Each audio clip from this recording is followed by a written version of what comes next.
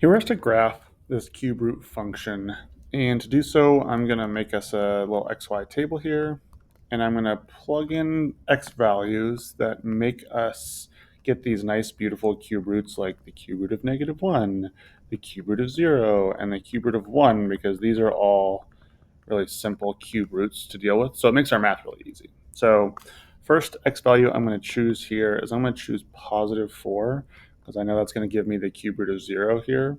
So if we do the math, we write it out here, negative cube root of 4 minus 4 plus 5.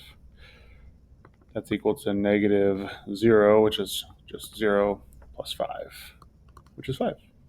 So first point here is going to be 4, 5. The next point I'm going to plug in here is going to get me the cube root of -1, so I'm going to plug in 3. So I got y equals negative cube root of 3 minus 4 plus 5, which is the cube root of -1, which is -1.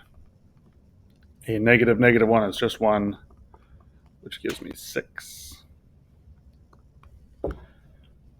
And then the last one here, and I clear some space, I'm going to choose the x value that makes the inside of the cube root +1.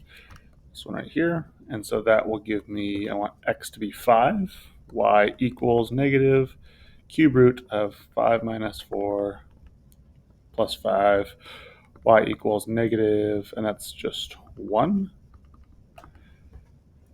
And so this ends up giving me my y value of 4. So 3, 6,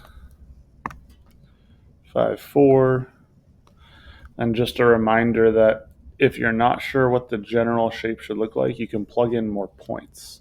For example, if I wanted to plug in, let's say, -4 into here, what would end up happening here, y equals negative cube root. I chose -4 because then it gives me the cube root of -8, which is just -2.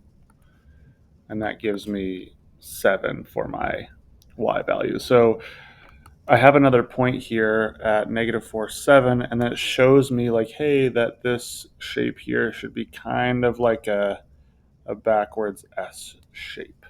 The biggest mistake people make are kind of messing up the shape here. So those 3 points are helpful, but if you need another point to help you find the general shape, then do so. Otherwise, it's always just kind of this like S shape, this elongated S that we deal with.